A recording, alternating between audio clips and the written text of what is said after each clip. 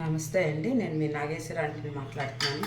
ఈరోజు నేను ఇడ్లీ శనగపిండి చట్నీ అంటే చాలామందికి చీప్ అనిపిస్తుందండి. కాదు, అది చాలా బాగుంటుంది. అందుకని నేను అది చూపిద్దాం అనుకుంటున్నాను. ఇడ్లీ వేయటం అందరికీ వచ్చమ్మా, కానీ నేను ఒకసారి పిల్లలకి అనేది చూడండి, ఇన్ని నీళ్లు తీసుకున్నాను.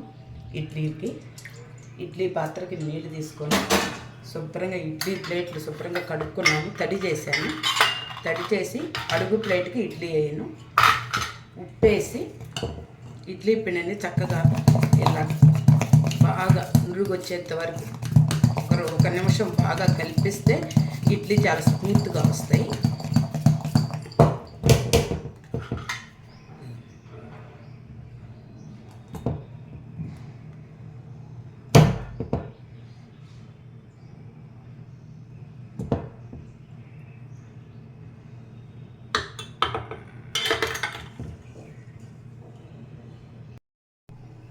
ఇదిగమ్మా ఇడ్లీ ప్లేట్ వేసేసాను.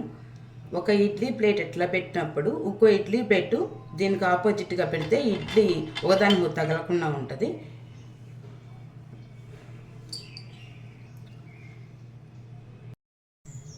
గ్యాస్ వెలిగించుకొని ఫుల్ గ్యాస్ హైలో పెట్టుకోవాలండి. అది కూడా గ్యాస్ వెలిగించుకొని ఇడ్లీ ప్లేట్లు దాంట్లో పెట్టేసుకొని ఒక్క 2 నిమిషాలు హైలో పెట్టి మీడియం సెగలో పెట్టాలమ్మా.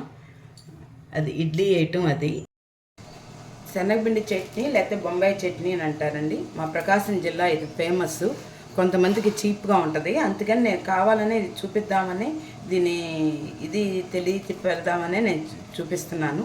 దానికి కావాల్సిన పదార్థాలు ఎండు కొబ్బరి కానీ పచ్చి కొబ్బరి కానీ మీ ఇష్టం అమ్మ, ఏదైనా తీసుకోవచ్చు. అది అల్లము, పచ్చిమిరకాయలు లేకపోతే పచ్చికారమైనా తీసుకోవచ్చు, చిన్నులపాయి, జీలకర్ర, కరివేపాకు. దానికి ఈ మిక్సీ పట్టుకోవాలి. చింతపండు పులుసు తీసి పక్కన పెట్టుకున్నాను. ఇప్పుడు శనగపిండి వేసుకోవాలి. మేము 3 మనుషులు అమ్మ, కొంచెం ఇది మేము ఎక్కువగానే తింటాం ఇష్టంగానే, అందుకని 2 స్పూన్లు వేస్తున్నాను. 2.5 వేస్తాను. నేను కొంచెం బాగా ఇష్టంగా తింటాను ఇది.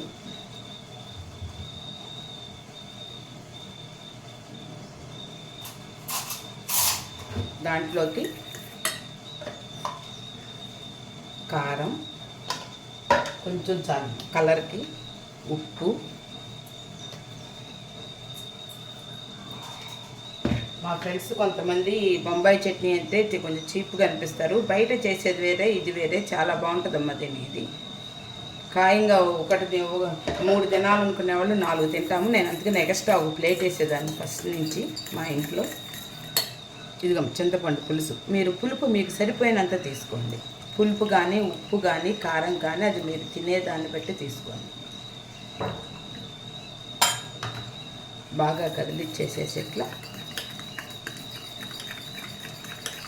నీళ్ళు కావాలంటే చూసుకొని గుమ్మ ఇట్లా కలుపుకొని పక్కన పెట్టుకున్నాను. మజ్జిగలాగా కలుపుకొని పక్కన పెట్టుకొని ఇప్పుడు దీనికి కావాల్సినవి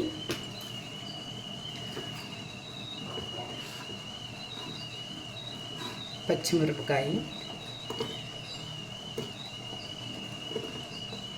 చిన్నుల్లిపాయ, వెల్లుల్లి, అల్లం, ఎండు కొబ్బరి ఆర్ పచ్చి కొబ్బరి మీ ఇష్టం, మీ ఇంట్లో ఉన్నదాన్ని బట్టి. కొంచెం కరివేపాకు, కొంచెం జీలకర్ర.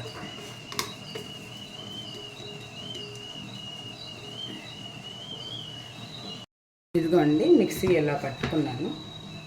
ఇట్లా పట్టుకొని ఇట్లా పేస్ట్ లాగా చేసుకున్నాను. మరీ మెత్తగా వద్దు. ఇప్పుడు గిన్నె పెట్టుకున్నానండి. నూనె కొంచెం ఎక్కువ పట్టిద్దమ్మా దీనికి. ఇదిగోండి కొంచెం నూనె వేసుకుంటే బాగుంటుంది ఇది. నేను ఇది ఎందుకు చూపిస్తున్నానంటే ప్రాంతాలను బట్టి వంటలు ఆ ప్రాంతాలను బట్టి ఉంటాయండి. దయచేసి ఎగతాళి చేయొద్దు. ఒక ప్రాంతం వాళ్ళదే ఒక ప్రాంతం అని. ఏ ప్రాంతం గొప్ప ఆ ప్రాంతం ఉంటుంది. ఇంకొకటి మనం బాగా టాయిలెట్ అయితేనే బాగా తెలిసిన వాళ్ళం అనుకోవటం తప్పు. ఇప్పుడు వ్యవసాయదారులు ఉంటారు, వాళ్ళు టాయిలెట్స్ చేసుకుంటా కూర్చుంటే పొలం పనులు గేదెల దగ్గర పనులు కావు కదమ్మా. మనిషిగా గౌరవిద్దాము. అలంకరణను బట్టి మనం వేసుకునే నగలను బట్టి గౌరవించే గౌరవాలు అయితే మనకు వద్దు, నాకైతే వద్దు. నేను అది చెప్పాలనిపిస్తుంది. ఇది కూడా చెన్నపిండి చట్నీ అసలు ఒకసారి తిని చూడండి ఎంత బాగుంటుందో. చేసే విధంలో చేయాలి.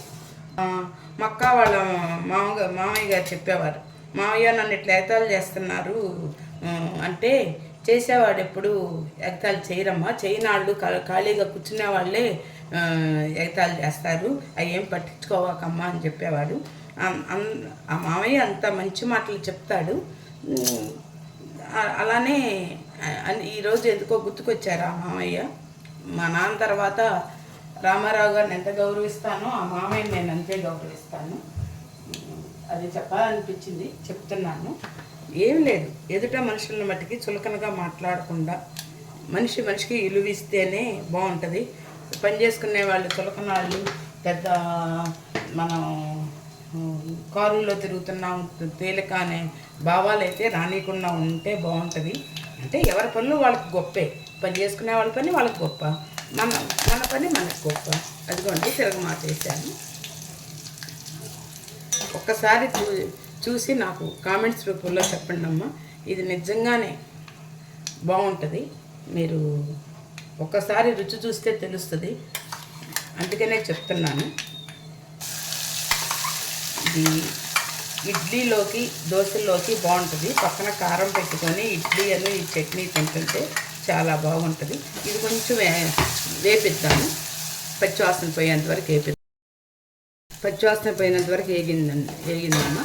ఇప్పుడు ఇందాక మనం శనగపిండి, చింతపండు పులుసు అంటే సరిపోనండి, కొంచెం తక్కువగానే, ఎంత మొత్తం ఉసిరికాయ కన్నా తక్కువ చింతపండు తీసుకుంటాము. అది ఉప్పు, పసుపు, కారం కొంచెమేనండి, పచ్చిమిరకాయలు వేసాం కదా ఊరికిన కలర్ కోసం. దీంట్లో వేసేసి ఇట్లా తిప్పట్లేదు. మా ఇంట్లో అందరికీ ఇష్టం ఈ చట్నీ. ఇది బాగా తిప్పుతా చిక్కబడేంత వరకు ఉంచుకో. చట్నీ రెడీ అయింది, ఇలా చిక్కగా వస్తుంది. కొంచెం అయితే దీంట్లో తిప్పుతూ ఉండాలి. ఒకసారి టేస్ట్ చూసి నాకు చెప్పండి. ఇది అయిపోయిందమ్మా. లైట్గా మూత మరీ పెట్టద్దు, చెమట పట్టిద్ది. ఇట్లా పెట్టి ఒక్క 10 నిమిషాలు ఆగి తింటే బాగుంటుంది. ఆరిపోతే అయితే మటుకు ఈ చట్నీ బాగోదు, వేడివేడిగానే తినాలి. చెప్పాను కదమ్మా, ఇడ్లీ తీయడానికి నేను ఇట్లా నీళ్ళలో స్పూన్ పెట్టుకుంటాను. ఇప్పుడు ఇడ్లీ తీసి